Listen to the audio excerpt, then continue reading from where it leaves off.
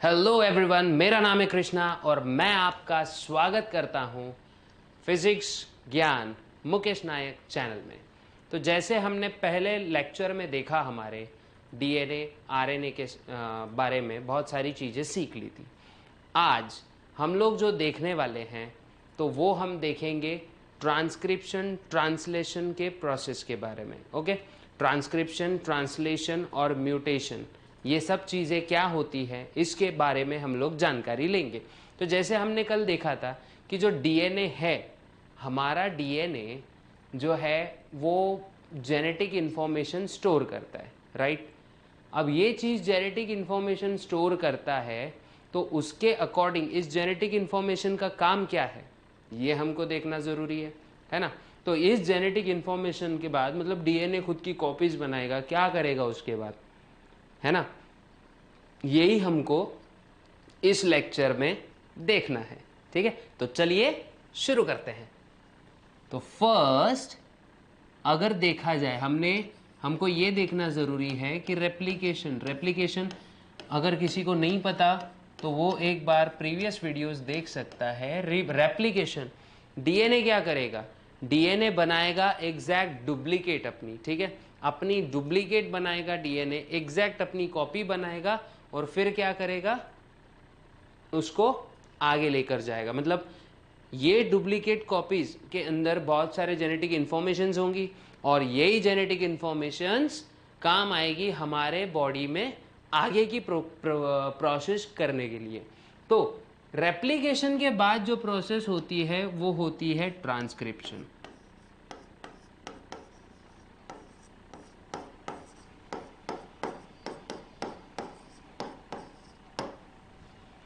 Transcription, अब transcription क्या होता है ये हम लोग को देखना है।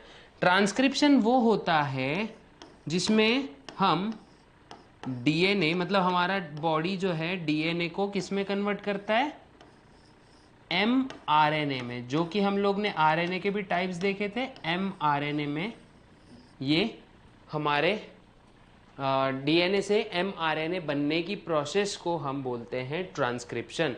The process in which DNA gets there is formation of mRNA with the help of DNA strand।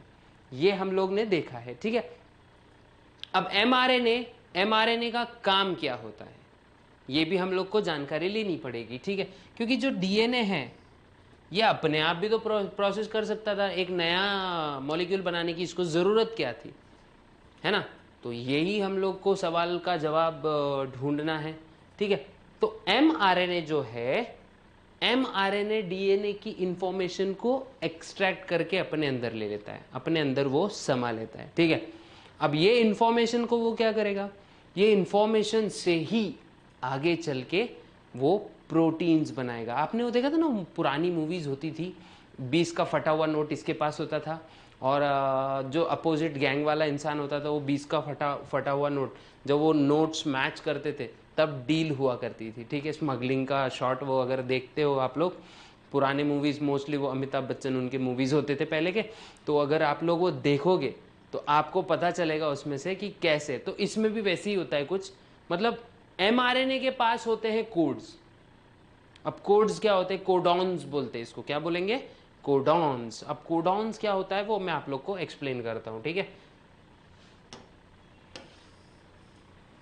अब देख रहे थे हम डीएनए से एमआरएनए की प्रक्रिया को हम क्या बोलते हैं, the process in which mRNA gets formed with the help of DNA strand is called as transcription. Okay, अब ट्रांसक्रिप्शन में जो हमारा डीएनए स्ट्रैंड था,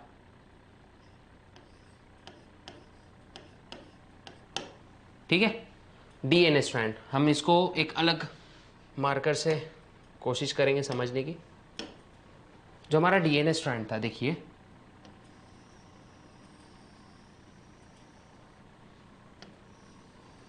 इस तरीके से, और भी आगे इंटरैक्टिव करेंगे हम काम धीरे धीरे।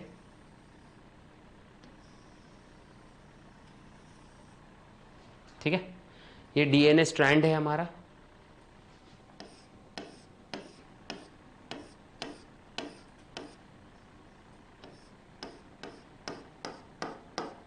ये इस तरीके से कुछ हमारा डीएनए स्ट्रैंड है, और यही डीएनए स्ट्रैंड से जब एक एमआरएनए का स्ट्रैंड बनाया जाता है, जिसको हम इससे डिनोट कर रहे हैं, देखिए इस तरीके का ये स्ट्रैंड है, ठीक है, एमआरएनए का ये स्ट्रैंड है, ठीक है, और इसके ऊपर होते हैं इसके अपने ट्रिपलेट के सीक्वेंस। अब यही ट्रिपलेट सीक्वेंस क्या होते हैं वो मैं आपको बताने जा रहा हूं,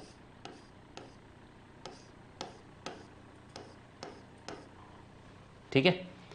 यही ट्रिपलेट सीक्वेंस को हम बोलते हैं कोडॉन, जो कि एक स्पेसिफिक अमाइनो एसिड को कोड करते हैं, ठीक है। अब एक स्पेसिफिक अमाइनो एसिड को ये कोड करने का काम करेंगे, ठीक है। AUG मान लीजिए T, ओके एक मिनट,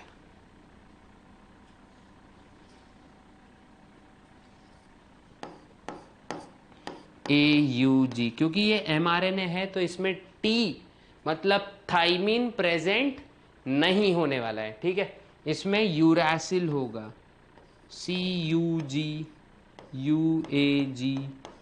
इस तरीके के ये ट्रिपलेट सीक्वेंस होते हैं। तो इसी से आपको पता चलता है व्हाट इज कोडॉन।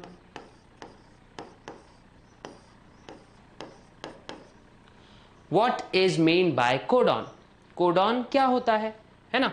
कोडॉन ये कुछ नहीं, ये सिर्फ ये triplet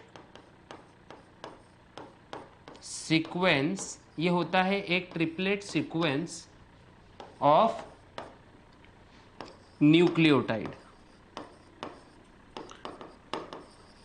triplet means a group of 3 nucleotide, ठीक है।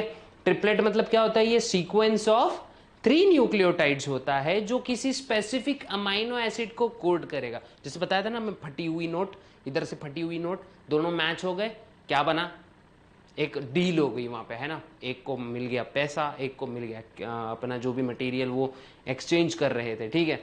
तो हम उस पर ध्यान नहीं देंगे, लेकिन वो प्रोसेस को देखो, मैचिंग हो रही है, ठीक है। तो ये है फटी हुई नोट का एक हिस्सा, मतलब ट्रिपलेट कोडॉन का एक हिस्सा, ठीक है। और ट्रिपलेट सीक्वेंस ऑफ न्यूक्लियोटाइड, ये क्या करेगा, ट्रिपलेट सीक्वेंस ये होगा, ये कैरी करेगा एक कोड, ठीक है। इसी को हम कहेंगे कोडॉन। इसके अंदर ही होती है इंफॉर्मेशन। अब ट्रांसलेशन देखो, नाम में ही है ना, ट्रांसलेशन, ट्रांसलेट करना, इस लैंग्वेज को ट्रांसलेट करना, है ना। देखो सेम कंप्यूटर जैसा काम हो रहा है हमारे बॉडी में भी, ठीक है। Triplet sequence of nucleotide which codes for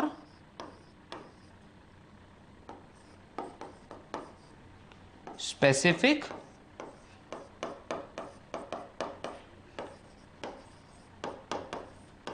amino,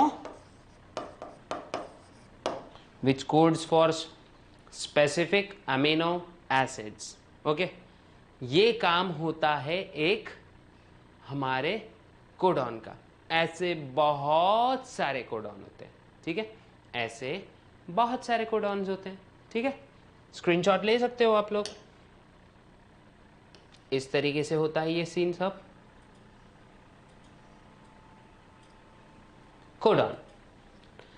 अब mRNA तो हो गया, mRNA का काम क्या है, इंफॉर्मेशन कैरी करना। rRNA होता है प्रोटीन सिंथेसिस में, ये बहुत ज़्यादा हेल्प करेगा, ठीक है। अब rRNA और tRNA मिलकर क्या करते हैं देखिए।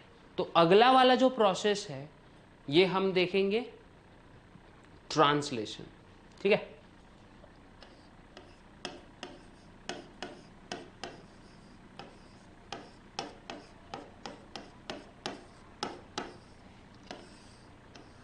ठीक है, अब देखिए रेप्लिकेशन और ट्रांसक्रिप्शन ये सब न्यूक्लियस में होने वाली प्रोसेसेस थी। अब न्यूक्लियस जो है, देखिए न्यूक्लियस में अपने अपने ये छोटे छोटे छेद होते हैं जिसको हम बोलते हैं न्यूक्लियोपोर्स, ठीक है। और इन न्यूक्लियोपोर्स से हमारा ऐसा mRNA आ रहा है, दिख रहा भी होगा आप लोगों को थोड़ा सा, कोशिश करते हैं हम लोग 3D बनाने की इसको।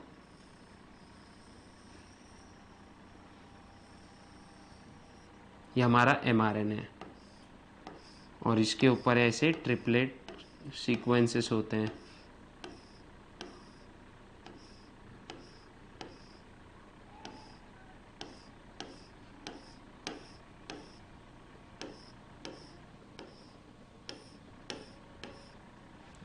ऐसे ट्रिपलेट सीक्वेंसेस होते हैं, ठीक है।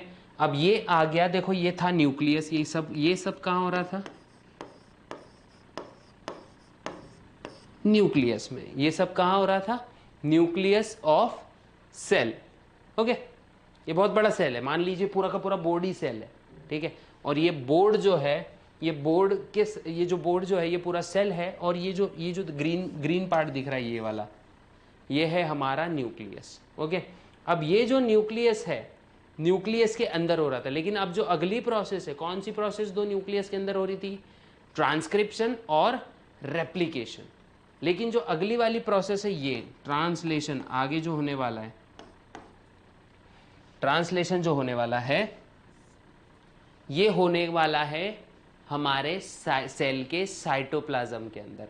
अब सभी को तो पता है ना साइटोप्लाज्म क्या होता है। अगर आपको सेल स्ट्रक्चर की डिटेल्ड वीडियो चाहिए, सेल स्ट्रक्चर और सेल के कंपोजिशन के ऊपर, तो कमेंट बॉक्स में ज़रूर बताइएगा, हम लोग उसके लिए भी काम करेंगे और सेल का एक परफेक्ट स्ट्रक्चर लेने की हम लोग कोशिश करेंगे, और उसका एक्सप्लेनेशन, कौन से पार्ट क्या करते हैं, हर चीज़ मैं आपको एक्सप्लेन करूँगा, ठीक है। तो टेंशन नहीं है, अगर किसी को कोई डाउट है कमेंट बॉक्स में बताइएगा, बिल्कुल आपको जवाब उसका मिलने वाला है, ठीक है।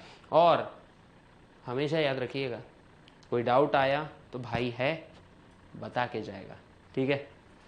तो न्यूक्लियर, अब देखेंगे हम लोग ट्रांसलेशन के बारे में कि भाई ट्रांसलेशन एक्चुअली होता क्या है। अब ट्रांसलेशन में हमारा बॉडी क्या करेगा या फिर हमारा सेल क्या करेगा ट्रांसलेशन में? द प्रोसेस ऑफ, देखिए, the process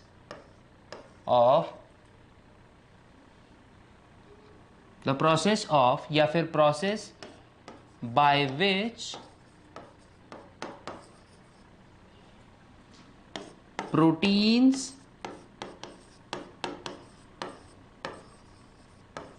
are formed with the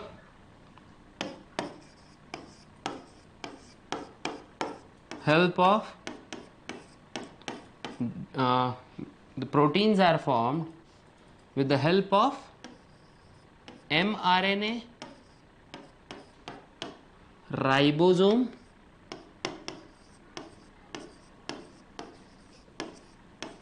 and tRNA. ये ऐसा प्रोसेस होगा जिसमें राइबोसोम, एमआरएनए और टीआरएनए की मदद से हम हमारा सेल जो है जेनेटिक इंफॉर्मेशन को हैक करेगा, या फिर हम बोलें उसको डीकोड करेगा, मतलब दूसरी फटी हुई नोट मैच होगी और एक डील हो जाएगी। डील हो जाएगी मतलब क्या? यहां पे डील का मतलब है प्रोटीन सिंथेसिस, ठीक है। यहां डील का मतलब है प्रोटीन सिंथेसिस, ओके। तो इस प्रोसेस को हम कहते हैं ट्रांसलेशन। क्या कहेंगे इसको? ट्रांसलेशन। इस पूरी प्रक्रिया को कहेंगे हम लोग ट्रांसलेशन, ओके। अगर आप लोग को ये चीज कॉपी करनी है या फिर नोट डाउन करनी, कॉपी तो नहीं बोलेंगे, कॉपी थोड़ा सा बेकार शब्द लगता है, ठीक है।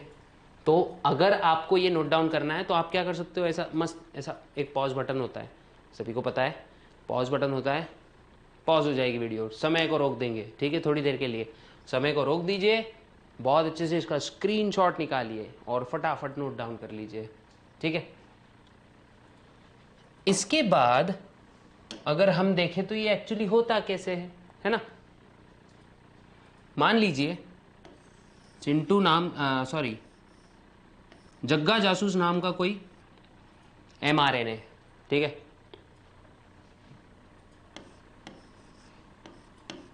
इस तरीके से थोड़ा सा जासूस है ना ये, तो इसको बनाएंगे जासूस के जैसा अपन। इसके पास एक खुफिया ब्रीफकेस है, ठीक है। और इस ब्रीफकेस की चाबी, मान लीजिए ये हमारे ब्रीफकेस के स्लॉट्स हैं, ओके। और इस ब्रीफकेस के कोडॉन्स को, यानी ये कौन है हमारा mRNA, ट्रांसलेशन में एक्चुअली होता क्या है ये बताने की मैं एक डायग्रामेटिक कोशिश कर रहा हूं आपको ये चीज बताने की, ठीक है। तो mRNA जो है, इसमें क्या होगा, mRNA ये खुफिया जानकारी लेकर आएगा। अब इस खुफिया जानकारी को हमको क्या करना है, डिकोड करना है, ठीक है। तो अब देखिए ये हमारा कचरा सेट है, ठीक है। ये हमारा कचरा सेट है,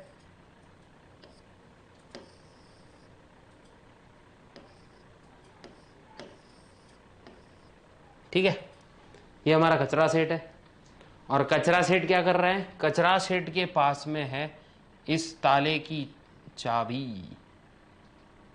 दिख रहा है। देखिए इस तरीके से हम लोग चाबी बनाने की कोशिश करेंगे। अब ये स्लॉट में ये कोडॉन्स के लिए एक चीज होती है जिसको हम बोलेंगे एंटी कोडॉन्स। तो एंटी कोडॉन्स लाने का काम होता है टीआरएनए का। किसका काम होता है ये, टीआरएनए का। और इसके पास है ताले की चाबी, इसका मतलब क्या, एंटी कोडॉन। इसके पास होती है ताले की चाबी जिसको बोलेंगे एंटी कोडॉन। और जब इस कोडॉन और एंटी कोडॉन का मिक्सचर, मीन्स मिक्सचर तो नहीं बोलेंगे, जब इस कोडॉन और एंटी कोडॉन का मैचिंग प्रॉपरली हो जाएगा, जैसे देखो यहाँ पे हो चुका है मैचिंग, तब जाके ये ब्रीफकेस का ढक्कन खुलेगा और इसमें से क्या निकलेगा, ये जो अच्छा मतलब ये जो इंपॉर्टेंट चीज थी इस ब्रीफकेस के अंदर की जो बाहर आई, उसको हम क्या बोलेंगे, प्रोटीन, ठीक है। इस ब्रीफकेस के अंदर से आई मतलब ये प्रोटीन है। ये डायग्रामेटिक रिप्रेजेंटेशन बताने की कोशिश की। जब mRNA कोडॉन लेके आ रहा है, tRNA एंटी कोडॉन लेके आ रहा है, वहां पे हो रहा है कॉम्प्लीमेंट बेस पेयरिंग, ठीक है। और इसी की वजह से क्या बन रहा है, एक प्रोटीन बन रहा है, ठीक है। अब वैसे एक्चुअली डायरेक्टली प्रोटीन नहीं बनता है, प्रोटीन के छोटे छोटे मोनोमर्स बनते हैं जिसको हम एमिनो एसिड्स बोलते हैं। अब कई सारे एमिनो एसिड्स एक दूसरे को जुड़ते चले जाते हैं और फिर एक कॉम्प्लेक्स पॉलीपेप्टाइड चेन का प्रोटीन बनता है, मीन्स एक कॉम्प्लेक्स पॉलीपेप्टाइड बनता है, ठीक है। पॉलीपेप्टाइड इन केस मैं प्रोटीन बोलने की कोशिश कर रहा हूं आपको, ठीक है। तो एक कॉम्प्लेक्स पॉलीपेप्टाइड या फिर प्रोटीन बनता है और ऐसे ही हमारे बॉडी में प्रोटीन सिंथेसाइज होता है। सबसे पहला स्टेप डीएनए रेप्लिकेट हो रहा है, डीएनए रेप्लिकेशन के बाद ट्रांसक्रिप्शन हो रहा है, ट्रांसक्रिप्शन में क्या हो रहा है, डीएनए से एमआरएनए बन रहा है। और ट्रांसक्रिप्शन के बाद ट्रांसलेशन हो रहा है। और इस प्रोसेस में क्या हो रहा है, एमआरएनए, टीआरएनए और राइबोसोम ये मिलके प्रोटीन बनाने का काम कर रहे हैं जो हमारे बॉडी को फंक्शनल रखती है। अगर मान लीजिए ना, अगर मेन चीजें ही नहीं बनेगी बॉडी में तो कैसे होगा, है ना, बॉडी चलेगी कैसे, कैसे हम इधर से उधर जाएंगे, कैसे हम लोग अलग अलग मूवीज देख पाएंगे, कैसे हम लोग खाना खा पाएंगे, हम लोग कब मतलब जिंदगी एकदम बेकार है ना, जिंदगी ही नहीं होगी ना, कोई भी इसमें से प्रोटीन अगर फंक्शनल नहीं रहा तो हमारे बॉडी के लिए ये बहुत ज़्यादा लाइफ थ्रेटनिंग भी हो सकता है, फेटल हो सकता है। तो हमेशा याद रखना, डीएनए लेवल पे जो जेनेटिक लेवल पे जो डिसऑर्डर्स होती है सबसे ज़्यादा भयंकर हो सकती है, ठीक है।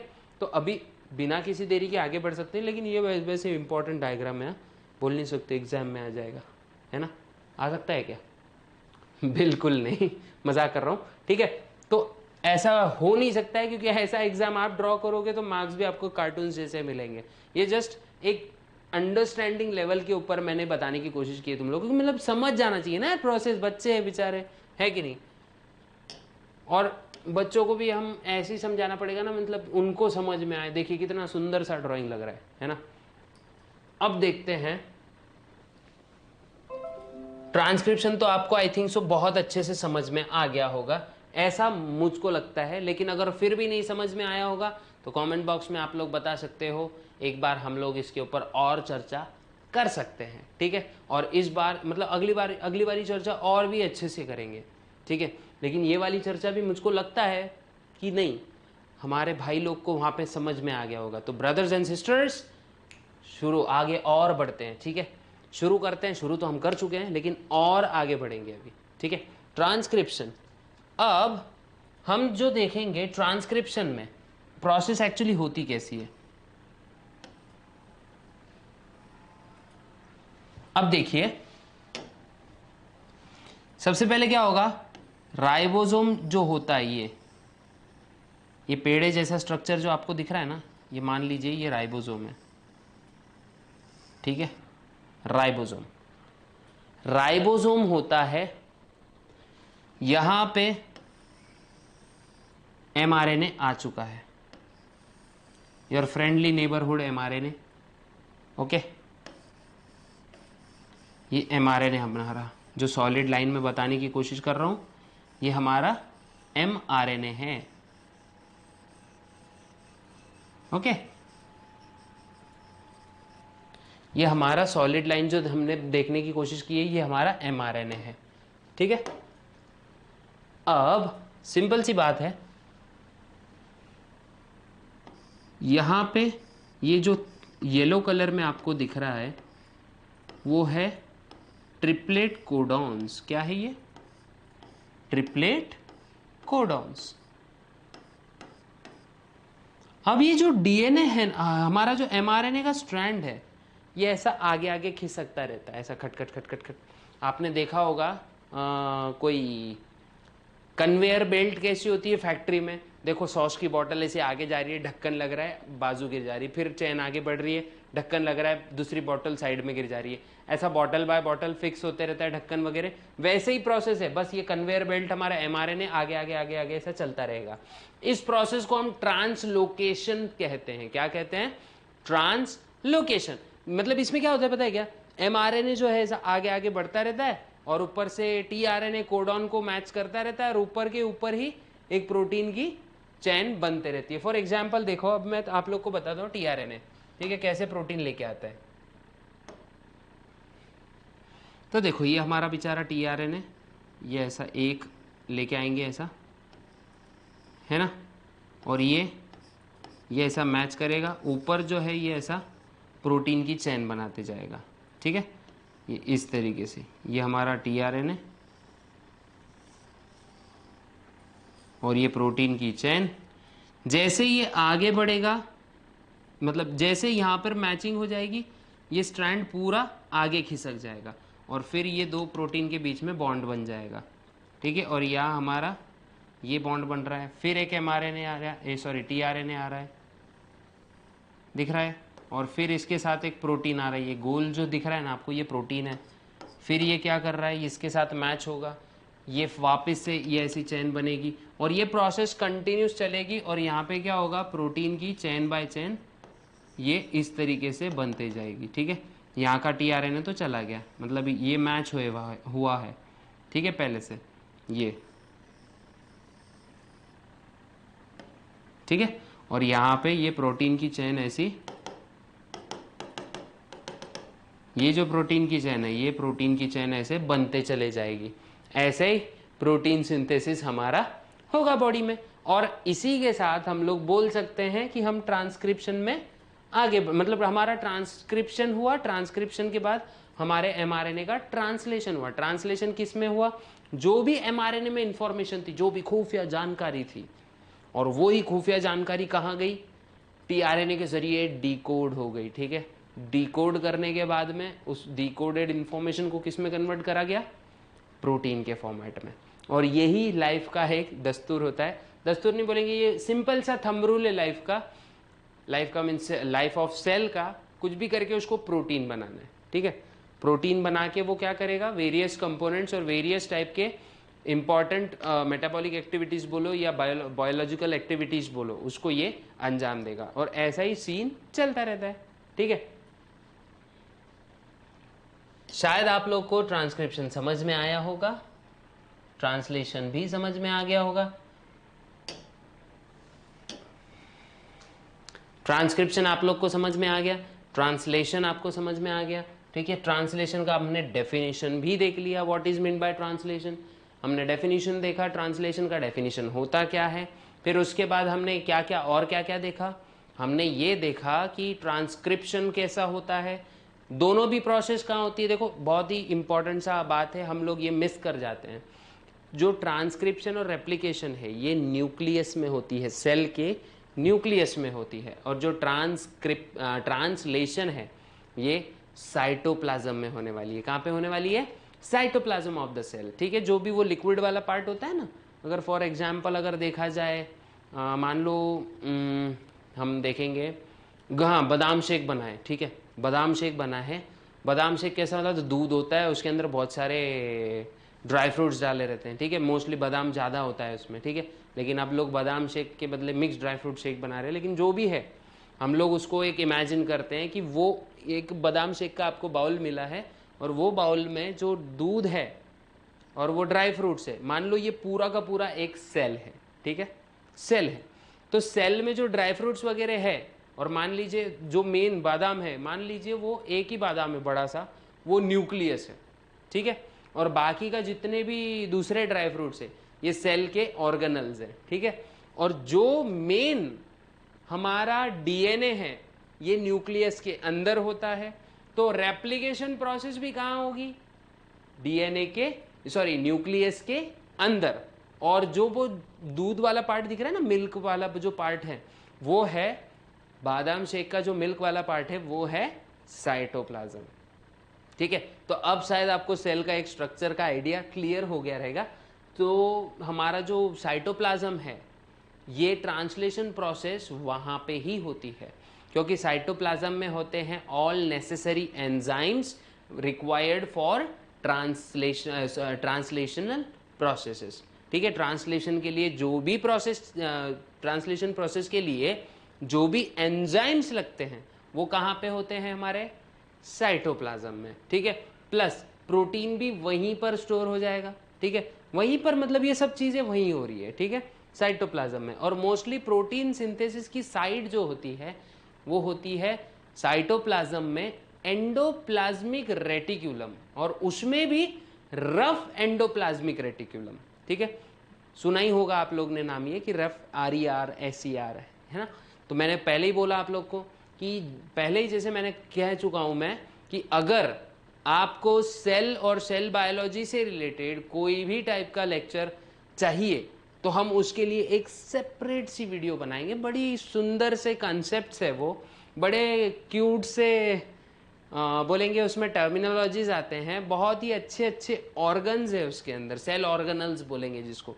सेल का पार्ट है, बड़ा ही खूबसूरत सा पार्ट है। अगर आपको चाहिए कि नहीं हम एकदम अच्छे से फ्रेंडली वे में उसको डिस्कस करें तो कोई प्रॉब्लम नहीं है, I will explain you. Okay, so please comment box में जल्दी बता देना मुझको। ठीक है, और अगर यहाँ तक आपको वीडियो अच्छी लगी तो कृपया करके लाइक करके उसको हम लोग का भी हौसला बढ़ाएं, ताकि हम लोग ऐसे ही मेहनत करके आप लोग के लिए अच्छे अच्छे वीडियोस लेके आ सके। ओके, तो अब देखेंगे ट्रांसलेशन के बारे में। हम लोग ने बहुत सारी चीज़ें देख ली कि भाई कहाँ होता है, क्या होता है ट्रांसलेशन, मीन्स प्रोटीन सिंथेसिस की प्रोसेस है, कौन इसमें इंपॉर्टेंट कंपोनेंट्स है, tRNA, mRNA और राइबोसोम्स। ठीक है, साइटोप्लाज्म में हो रहा है, मोस्टली एंडोप्लाज्मिक रेटिक्यूलम में हो रहा है। एंडोप्लाज्मिक रेटिक्यूलम में भी कौन सा वाला? रफ एंडोप्लाज्मिक रेटिक्यूलम में ये पूरी की पूरी प्रोसेस हो रही है। तो हमारी ये तीनों प्रोसेस जो है ये रिलेटेड होती है। उसके बाद हमने देखा ट्रांसलोकेशन। ट्रांसलोकेशन देखा हमने, क्या देखा? ट्रांसलोकेशन।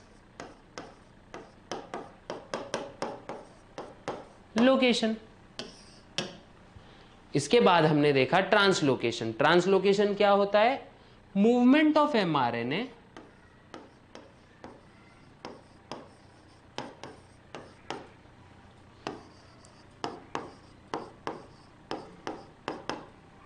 ड्यूरिंग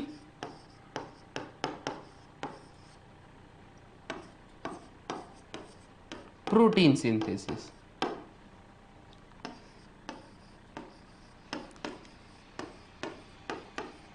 मतलब बोला था ना मैंने, mRNA जो है ये आगे आगे बढ़ता रहता है और ऊपर से न्यूक्लियोटाइड्स उसमें एड ऑन होते रहते हैं, तो इसी को हम कहते हैं ट्रांसलोकेशन। ठीक है, उसके बाद हम अगर देखेंगे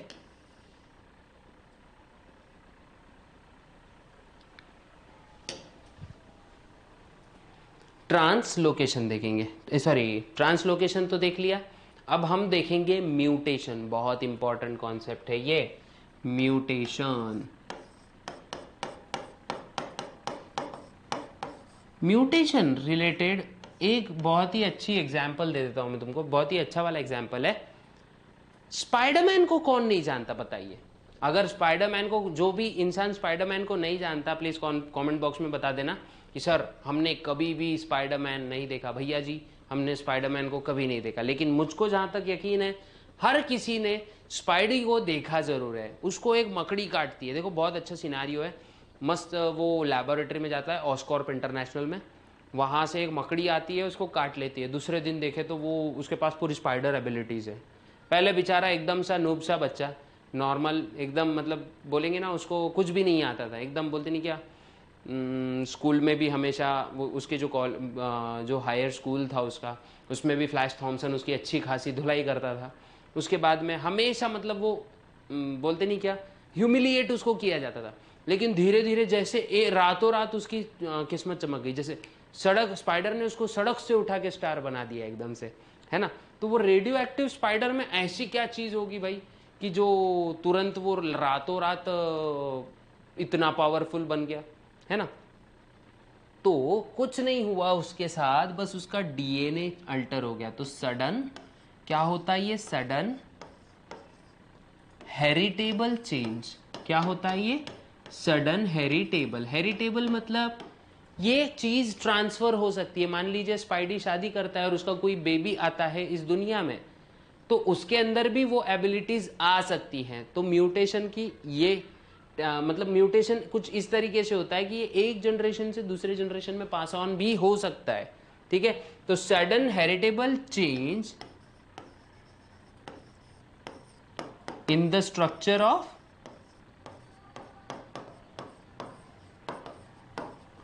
sudden heritable change in the structure of DNA is called as mutation। इसी चीज को हम क्या बोलेंगे, इसी चीज को हम कहेंगे म्यूटेशन। ये अचानक से चेंजेस होने वाले जो होते हैं ना डीएनए में, जो एकदम फ्रैक्शन ऑफ, मतलब बोलते नहीं क्या, कभी भी हो सकते हैं ये।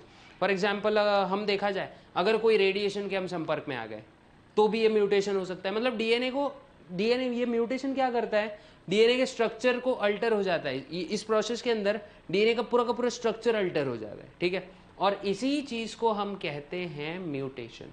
जब भी डीएनए जो है ये खुद का कॉम्पोजिशन उसका बदल जाएगा, जो भी उसका बेस सीक्वेंसिंग है पूरा का पूरा चेंज हो जाएगा, या फिर थोड़ा सा एक छोटे से फ्रैगमेंट का भी चेंज हो गया समझो, तो ये म्यूटेशन हो जाता है। और अगर थोड़ा सा भी 19-20 इधर उधर हो गया ना, तो मतलब ये कॉज करता है बहुत ही ज़बरदस्त लेवल में, मतलब इसका असर हमको देखने को मिलता है। मतलब होती चीज़ माइन्यूट है लेकिन उसका असर बहुत बड़ा दिख के आता है। ठीक है, तो और म्यूटेशन इसीलिए डेंजरस कॉन्सेप्ट बन जाती है यहाँ पे, और हमको पता नहीं है कि ये फेवरेबल होगा या अनफेवरेबल होगा। दोनों तरफ से हो सकता है, ये फेवरेबल भी हो सकता है और अनफेवरेबल भी हो सकता है। तो म्यूटेशन आपको शायद आई थिंक सो समझ गया है। ठीक है, तो म्यूटेशन में क्या होता है, there is sudden change in the structure of DNA. what happens in mutation?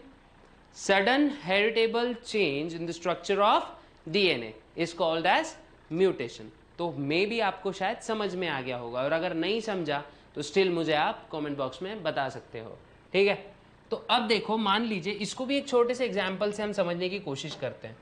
ठीक है, मान लो हमारा Chintu the rock star, Chintu rock star हमारा एक इंसान है और ये आराम से अपना चल रहा है। हमारा चिंटू बेचारा ऑफिस में काम करता है, बस उसको रॉक स्टार तो हमने ऐसे ही बोल दिया। ठीक है, अब अचानक क्या हुआ, यहाँ पे यहाँ से ऐसे कुछ उसको रेडिएशंस आए, मान लो एक ऐसा पार्टिकल रिलीज हो गया एटमॉस्फेयर में, या ये लैब में काम कर रहा था और ये रेडिएशन के ऐसे संपर्क में आ गया, ठीक है, ये रेडिएशंस उसके मतलब रेडिएशन के साथ में ये संपर्क में आ गया, ठीक है। अब क्या हुआ, अचानक क्या हो गया, थोड़ी देर के बाद वो बेचारा जा रहा था और उसको पता नहीं उसको क्या हो रहा है, मतलब उसका चेंज हो रहा था, देखो ये, और ये सब विद इन मिनट्स बोलो या विद इन आवर्स भी हो सकता है, या कुछ दिन भी इसको लग सकते हैं, लेकिन ये फास्ट ही होता है एक्चुअली, ठीक है। और थोड़ी देर के बाद देखा तो वो कैसा बन गया, हल्क के जैसा, मतलब वैसा बड़ा बन गया, ऐसा गुस्सा आ रहा था उसको, और ये बन गया हमारा सस्ता सा हल्क, ठीक है।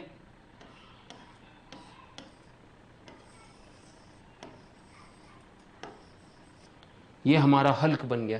देखो अब कितना जल्दी हुआ ये सीन, मतलब जा रहा था बेचारा, उसको रेडिएशन के संपर्क में आया, डीएनए में उसके हो गए चेंजेस, ठीक है, और ये फिर कुछ इस तरीके से बन गया। हमेशा ऐसा ही नहीं होगा, ये तो जस्ट मैंने म्यूटेशन आपको समझाने की कोशिश की, ठीक है। अब म्यूटेशन जो है ना, ये कितने टाइप्स का होता है most of the time, 2 types का बोल सकते हैं इसको अब, लेकिन इसके लिए पहले हम इसके कॉजेटिव एजेंट्स देख लेंगे कि म्यूटेशन होता किन किन चीज़ों से। बहुत इंपॉर्टेंट है, आप लोग के सिलेबस में थोड़ा सा दिया है इसको, लेकिन अपन थोड़ा इसको इलैबोरेट करेंगे, थोड़ा ज़्यादा पढ़ने की कोशिश करेंगे। म्यूटेशन एक तो ये 2 टाइप का होता है, फेवरेबल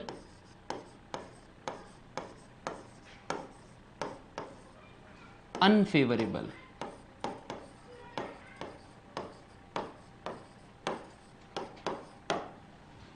फेवरेबल एंड अनफेवरेबल।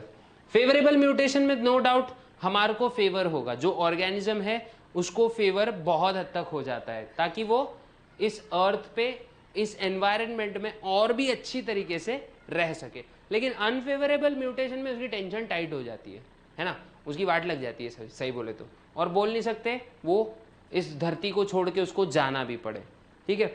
अब इसके लिए कॉजेस मतलब क्या मतलब कॉजेटिव एजेंट कौन है इसके लिए, कॉज्ड बाय, ठीक है, बहुत सारी चीजें हैं। एक तो फिजिकल कॉज हो सकता है इसके लिए, फिजिकल कॉज,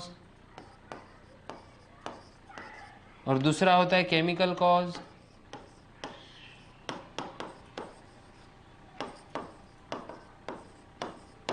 ठीक है। फिजिकल कॉज में आ जाता है रेडिएशन,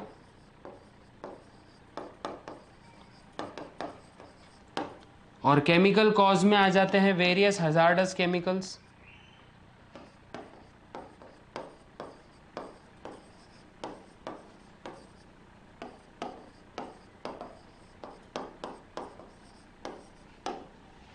फिजिकल कॉज में आ जाते हैं रेडिएशंस, जैसे ultraviolet lights, X rays, gamma rays. Gamma rays का आपने मार्वल फैन अगर होंगे आप लोग, मतलब जो सुपर हीरोज की मूवीज अगर देखते होंगे या फिर कॉमिक्स वगैरह पढ़ते होंगे, तो आपने उसमें हल्क वगैरह का नाम सुना होगा।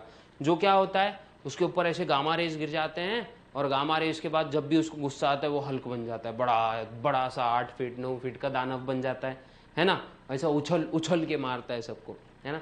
जिसने हल्क के बारे में देखा है प्लीज़ बताइएगा ज़रूर, ठीक है। और हल्क के पीछे का साइंस क्या है ये मुझको बताइएगा, ठीक है। हल्क मतलब हल्क बन कैसे सकता है, क्या हल्क जैसी चीज़ रियल में बन सकती है, क्या स्पाइडरमैन जैसे म्यूटेशंस रियल में हो सकते हैं।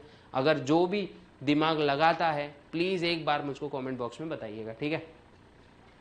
तो फिजिकल कॉज क्या है इसका, और केमिकल कॉज। फिजिकल कॉज में आता है X rays, gamma rays, ultraviolet rays, जिसकी वजह से, और ये सब कार्सिनोजेनिक होते हैं, मतलब कैंसर ही होता है मोस्ट ऑफ द टाइम इससे।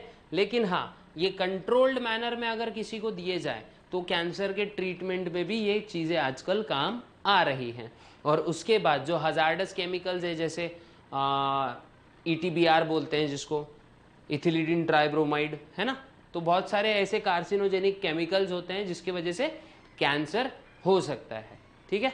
तो शायद आप लोग को म्यूटेशन समझ में आ गया, और इसी के साथ अपना आज का ये जो सेशन है हम लोग एंड करेंगे, ताकि और मुझको पता चले, ताकि हम लोग जेनेटिक्स को हम कवर कर चुके हैं, और जेनेटिक्स में हमने देखा रेप्लिकेशन के बारे में, ट्रांसक्रिप्शन के बारे में, ट्रांसलेशन के बारे में और ट्रांसलोकेशन के बारे में, प्लस म्यूटेशन के बारे में भी।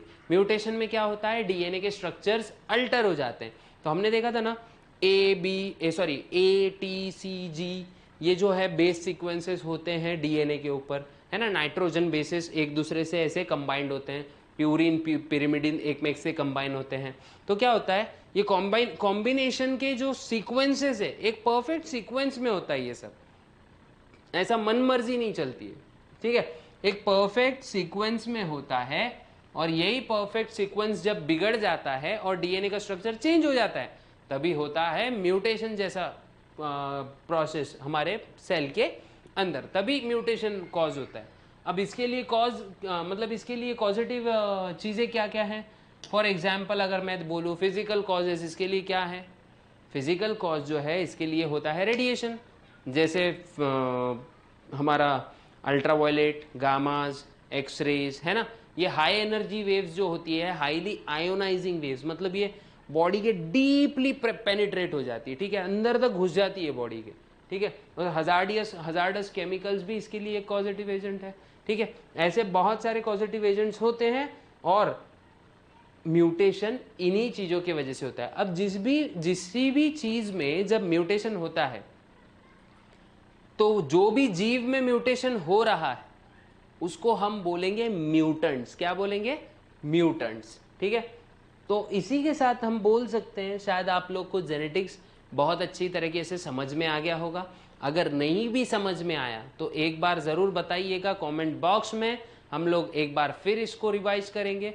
और अगर वीडियो अच्छा लगे तो लाइक करिए, लाल बटन है बाजू में, सब्सक्राइब करिए, बेल आइकॉन है प्रेस कर दीजिए, ताकि हर नोटिफिकेशंस की जो हर नोटिफिकेशन है सबसे पहले आपको मिले। और नोटिफिकेशंस मिलेगी तो आप लोग बहुत अच्छी तरीके से अपनी पढ़ाई को एक पर्टिकुलर कंटिन्यू फॉर्मेट में लेके जा सकते हैं, ठीक है। और इसी के साथ हम लोग आज का लेक्चर कंक्लूड करेंगे। तब तक के लिए गुड डे, गुड बाय, जय हिंद।